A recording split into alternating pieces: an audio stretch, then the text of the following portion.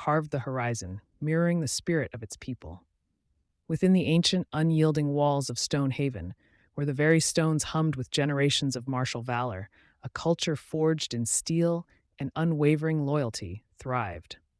Honor was the bedrock, strength the currency, and the clang of the training grounds a perpetual symphony beneath the austere banners of the lion and sword. Every child learned the blade before the alphabet, understanding that their lives and the kingdom's survival depended on an unshakable resolve against a world perpetually on the brink of conflict.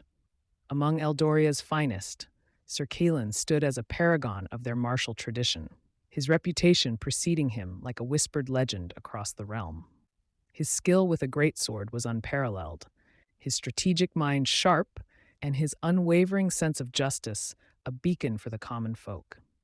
Yet, beneath the stoic facade expected of a knight commander, a quiet disquiet gnawed at his soul.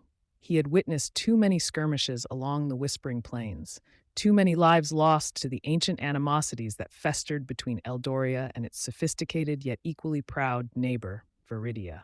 The escalating tensions with Viridia, fueled by generations of ingrained mistrust and subtle provocations, weighed heavily on Kaelin's conscience. He understood the historical grievances, the deep-seated prejudices that ran through the veins of both kingdoms, but he also saw the futility of perpetual conflict.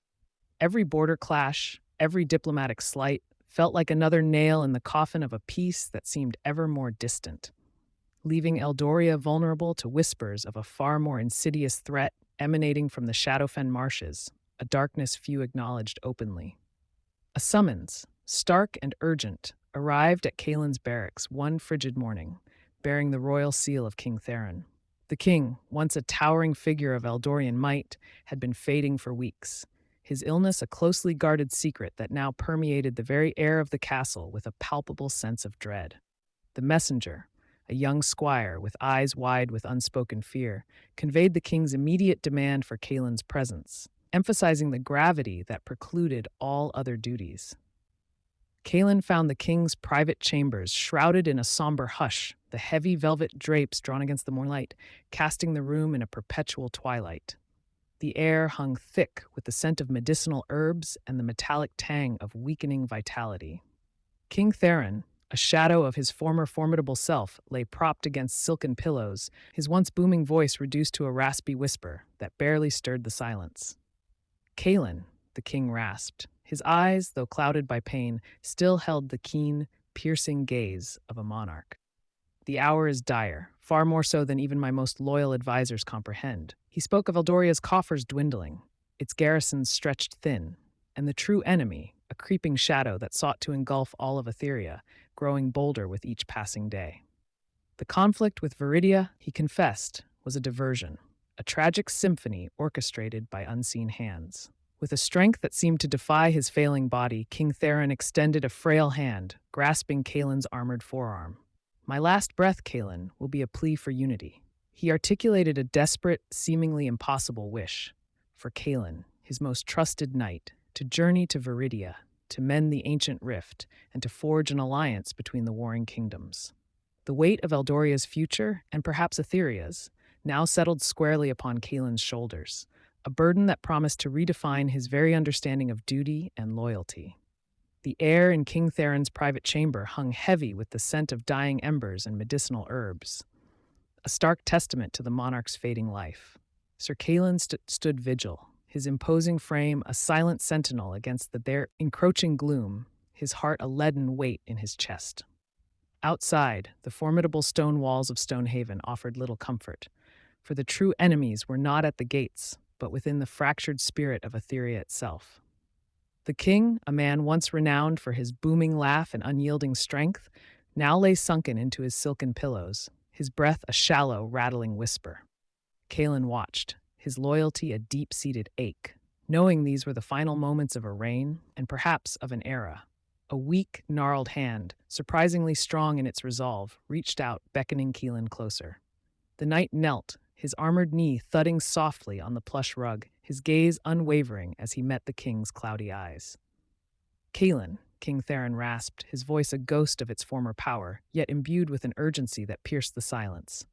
"My most loyal knight, my truest son, You have served Eldoria with unparalleled valor, your blade a beacon of our honor in every skirmish. It is to you, and you alone, that I entrust this final, most desperate plea." Theron's gaze drifted, as if seeing beyond the chamber walls, across the whispering plains and the ancient animosities that festered between their proud kingdom and Viridia. "Our feud with Viridia, once a matter of pride and territory, has become a suicidal indulgence," he continued, a tremor of despair entering his voice. "While we bleed each other dry, blinded by generations of mistrust, a far more insidious threat gathers its strength. A darkness creeps, Kalen, not of flesh and steel, but of shadow and despair, seeking to plunge all of Etheria into an abyss from which there will be no return." He spoke of the encroaching darkness not as a conventional army, but as a subtle poison, a corruption of spirit that twisted hearts and sowed discord, its tendrils reaching from the desolate Shadowfen marshes. "This blight, it feeds on our division, thrives on our hatred," the king whispered, his breath growing shallower. "It seeks to extinguish the very light of hope across the continent. Eldoria and Viridia, for all their strength, will fall separately, swallowed whole by this encroaching night. Only together, united in purpose, do we stand even a sliver of a chance." Then came the impossible decree, a command that felt heavier than any siege engine. "You, Kalen, must forge an alliance," Theron declared, his eyes locking onto the knights, burning with a desperate intensity.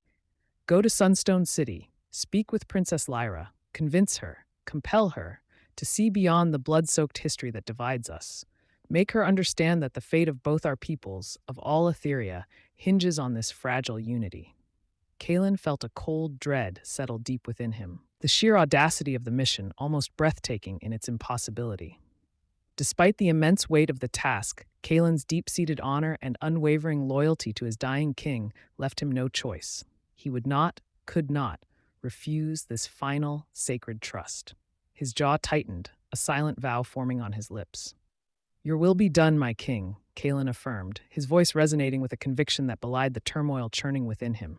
He rose, his posture rigid, accepting the burden that now rested squarely upon his broad shoulders, knowing that his life, and perhaps the future of the world, now depended on his success. With a supreme effort, King Theron's hand fumbled beneath his pillow, retrieving a small, irregularly shaped shard of obsidian, dull and unremarkable at first glance.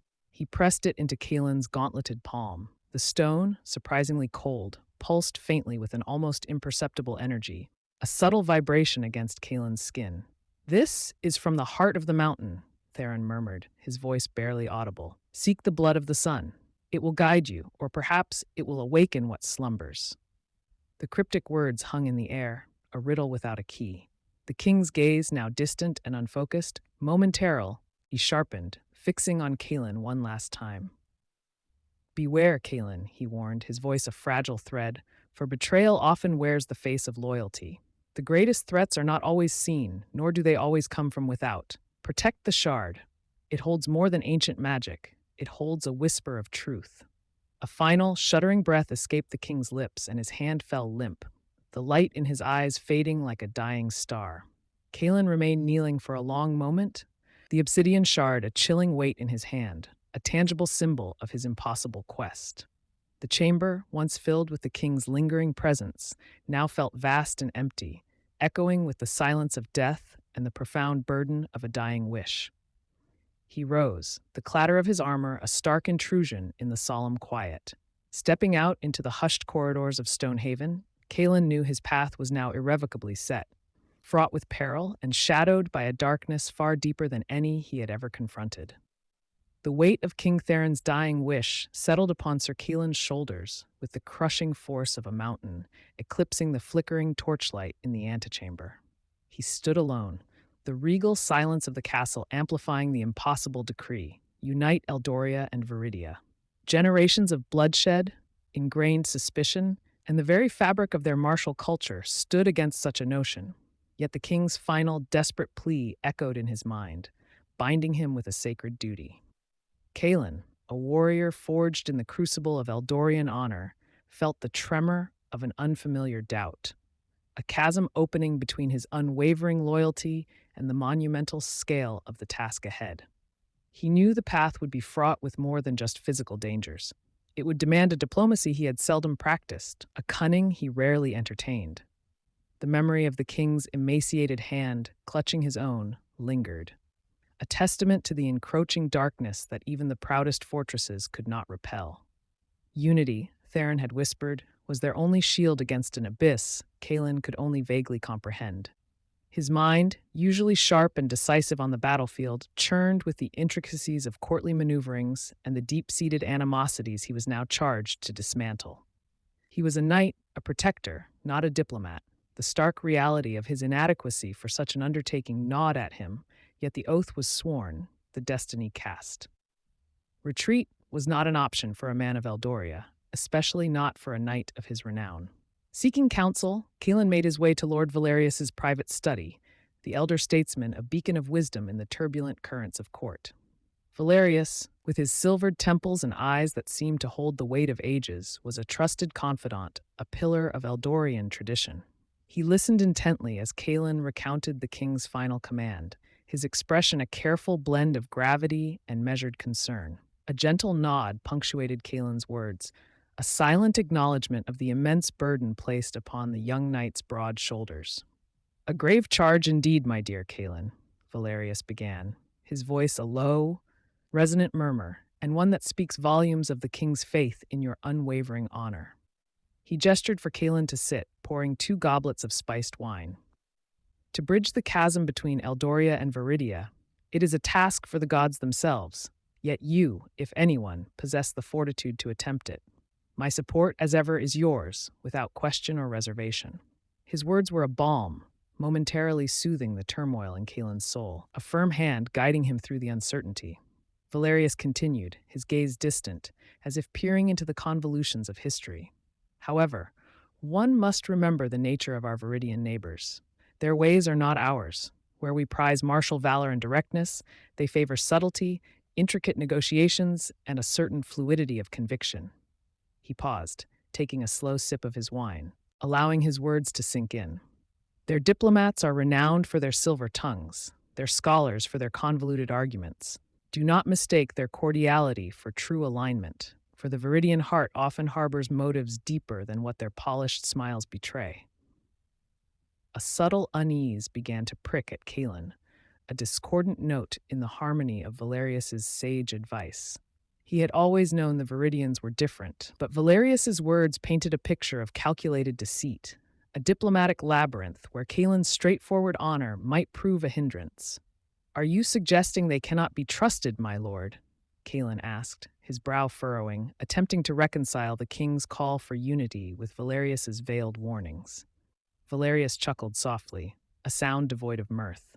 "Trust, Kaelin, is a luxury in these fractured times. I merely counsel caution, an awareness of their inherent nature. They will offer peace, yes, but at what cost? What concessions will they demand? Viridia has always sought advantage through alliances, often at the expense of their partners." He leaned forward, his voice dropping to a confidential whisper. "Guard your heart, Kaelin. Your noble spirit is your greatest strength, but also your most exploitable vulnerability in the viper's nest of Viridian diplomacy." The conversation concluded, leaving Kaelin with a renewed sense of purpose, yet also a seed of doubt, carefully sown. Valerius's counsel, seemingly offered in good faith, had subtly reinforced the ancient Eldorian prejudices against Viridia, painting their overtures as potentially disingenuous. As Kaelin departed, the weight of his quest felt heavier, now compounded by the unsettling notion that the very allies he sought might prove as treacherous as any open enemy. He was to unite, yet he was also to suspect. The path ahead, he realized, was far more perilous than he had initially imagined, shadowed by the insidious whisper of betrayal before he had even taken his first step. Princess Lyra surveyed the bustling Sunstone City market from her private balcony, the vibrant tapestry of merchants and scholars a stark contrast to the somber discussions that consumed her days. Her sharp gaze missed nothing, noting the subtle shifts in the flow of goods, the hushed conversations among the courtiers below, and the faint, unsettling scent of an Eldorian trade caravan's unusual absence. As the morning sun bathed the gleaming white spires of Viridia's capital, Lyra felt the familiar weight of her kingdom's expectations settle upon her shoulders. a burden she had carried with grace and resilience since her earliest memories. The true strain, however, lay not in the intricate dance of Viridian politics, but in the quiet decline of her father, King Theron. His once robust frame now seemed to wither with each passing week, his counsel growing rarer, his famed decisiveness replaced by a weary hesitation. This failing health left a vacuum in the court, one that ambitious lords and scheming diplomats were eager to exploit, forcing Lyra to assume an increasingly prominent role in statecraft, her every decision scrutinized, every word weighed for its potential impact on the delicate balance of power. Generations of animosity had etched a deep chasm between Viridia and Eldoria, a rift Lyra understood intimately, having been tutored in the grim histories of countless border skirmishes and broken treaties. Though she possessed a diplomatic mind, a profound wariness of Eldorian intentions was ingrained, a caution shared by her people. The Mountain Kingdom's martial culture, its unwavering loyalty often bordering on zealous aggression, stood in stark opposition to Viridia's preference for intellect and subtle negotiation, making any notion of lasting peace seem a distant, almost impossible dream. Recent reports from the Whispering Plains painted a grim picture. Increased Eldorian patrols, disputed territorial claims intensifying into violent clashes, and a sharp decline in cross-border trade, signaling an imminent escalation. The air in Sunstone City, usually alive with scholarly debate and artistic endeavors, now hummed with a palpable tension, a collective anxiety that seeped into every council meeting and whispered conversation. Lyra felt the pressure mounting, the precarious peace threatening to shatter, plunging both kingdoms into a devastating war that neither could truly afford. It was amidst this escalating tension that a sealed dispatch arrived, carried by a swift, cloaked courier from the Viridian embassy in the neutral city of Oakhaven. The scrolls, written in the precise hand of Ambassador Seraphina, detailed the unexpected death of Eldoria's King Theron, and, more startlingly, the immediate ascension of his son, a young, untested ruler. The news itself was significant, but the subsequent revelation was what truly seized Lyra's attention, causing her to reread the delicate parchment with a frown of profound skepticism. The dispatch spoke of a desperate, dying wish from the late Eldorian king, a mission entrusted to Sir Kalin, a renowned knight, to journey to Viridia and forge an alliance. Lyra's sharp wit immediately questioned the timing and the unusual nature of such an overt peace offering from a kingdom known for its pride and belligerence. This was not the typical, carefully orchestrated diplomatic overture, but a bold, almost reckless gambit, laden with potential pitfalls and hidden agendas that Viridia's court would undoubtedly dissect with ruthless precision. Her mind, accustomed to navigating the labyrinthine corridors of political intrigue, immediately began to construct various scenarios. Was this a genuine plea for unity, driven by a threat greater than their ancient feud, or merely a cunning ploy by Eldoria to gain an advantage in the inevitable conflict? The concept of true unity, of bridging centuries of bloodshed, seemed almost fantastical, yet the urgency of the message hinted at a deeper, unseen current at play, one that Lyra instinctively knew demanded her utmost attention. As the sun climbed higher, casting long shadows across the polished marble of her chambers, Lyra knew this mission, however improbable, could not be dismissed. Sir Kalin's arrival would be a pivotal moment, a catalyst that would either ignite the long-feared war or, against all odds, lay the groundwork for a fragile, hard-won peace. Her duty to her people, to her ailing father, and to the very future of Viridia demanded she approach this with both the shrewdness of a queen and the guarded hope that perhaps, just perhaps, a new path might finally be forged. Deep within the forgotten catacombs beneath Sunstone City, far removed from the diplomatic posturing of Viridia's court, Alara's secluded study hummed with a different kind of power. Shelves laden with scrolls, brittle with age, and grimoires bound in unknown leathers lined the walls, each whispering secrets she alone dared to pursue. The air, thick with the scent of dried herbs and arcane dust, usually vibrated with a steady, subtle energy, a familiar hum that guided her solitary work. Here, amidst the echoes of forgotten lore, she sought truths that kings and knights often overlooked, convinced that the greatest threats emerged from the shadows of ignorance, not just the clash of steel. Her fingers, stained with ink and magic, traced the faded script of a forbidden text, her concentration absolute, a shield against the world outside. She moved with a quiet intensity, a solitary guardian of knowledge in a realm teetering on the precipice of war. Suddenly, the familiar hum of ambient magic warped, twisting into a discordant shriek that resonated not in her ears, but deep within her very bones. A cold, insidious tendril of energy snaked through the protective wards she had painstakingly woven, whispering of an ancient, malevolent will stirring awake. The flames in the braziers flickered violently, casting grotesque shadows that danced like specters across the ancient glyphs carved into the stone floor. This was no mere tremor in the ethereal currents, it was a rupture, a tearing of the veil, signaling a profound shift in the balance of power. Alara's breath caught, her hand hovering over the page, her senses overwhelmed by the sheer, unbridled malice that now permeated her sanctuary. The encroaching darkness, a phrase often dismissed as mere superstition by the uninitiated, had just announced its terrifying arrival, and its presence was far more potent than any prophecy had dared to foretell. A shiver, not of cold but of dread, traced its way down Alara's spine, dispelling the comfortable illusion of her solitude. Her mind, a labyrinth of arcane knowledge and intuitive understanding, immediately recognized the signature of something ancient, something that transcended the petty squabbles of Eldoria and Viridia.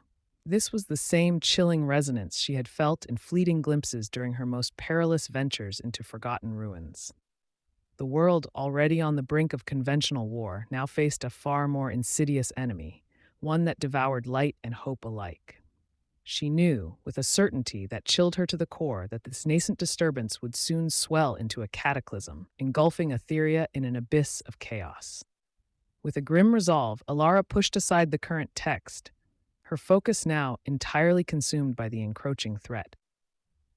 She moved with practiced efficiency, her gaze sweeping across the towering shelves, seeking out the oldest, most dangerous tomes. These were the books whispered about in hushed tones, texts that spoke of primordial evils and the desperate measures taken by forgotten civilizations to combat them. Each heavy volume she pulled down released a puff of dust, a testament to its long slumber, but also a cloud of forgotten wisdom she desperately needed to unearth. The air grew heavy with the weight of her purpose, every movement deliberate, every thought sharp and focused. Her search led her to a concealed alcove, revealing a collection of scrolls bound with iron, their seals still intact after millennia. These were the true forbidden lore, rumored to contain prophecies so dire they had been hidden away for the safety of all, lest their knowledge invite the very doom they foretold. Alara broke the seals without hesitation, her fingers moving deftly, undeterred by the warnings etched into the brittle parchment. She began to decipher the archaic script, her eyes scanning for any mention of the chilling energy she had just felt, any clue to the nature of this burgeoning darkness. The risk of delving into such volatile knowledge was immense, but the alternative, ignorance, was a luxury the world could no longer afford. Hours blurred into an unbroken trance of study, the flickering candlelight casting dancing shadows across her intense face. Alara pieced together fragments of ancient legends, connecting obscure astrological charts with cryptic warnings of a shadow blight that consumed magic itself. She found recurring symbols, patterns of destruction that echoed through different epochs, each hinting at a cyclical return of this very evil. The texts spoke of a time when the very fabric of reality frayed, when hope was a forgotten word and the stars themselves wept. Her meticulous research slowly began to paint a terrifying picture, far grander and more terrifying than any court gossip or battlefield rumor. A particularly disturbing passage detailed an ancient artifact, a heart of the void, said to be the anchor of this encroaching darkness, its power growing with every discord sown among the realms. The lore suggested that this artifact sought to plunge the world into eternal twilight, its influence subtly corrupting the minds of those susceptible to ambition and fear. This revelation sent a jolt through Alara, connecting the abstract magical disturbance to a tangible, if elusive, source. The sheer scope of the darkness's manipulation, its ability to twist mortal hearts, made the stakes of Kaelin's mission to unite the kingdoms not just political, but existential. The weight of her discoveries pressed down upon Alara, a solitary burden in a world oblivious to the true enemy. She understood now that the ancient animosity between Eldoria and Viridia was merely a convenient distraction, a fertile ground for the darkness to sow its seeds. Her power, often a source of isolation, now felt like a desperate, flickering beacon in an encroaching night. She closed the ancient grimoire, its pages whispering of a destiny she alone seemed to grasp. The path ahead was fraught with peril, but her forbidden knowledge, though dangerous, might be the only weapon capable of piercing the deepening gloom, offering a fragile hope where none seemed to exist.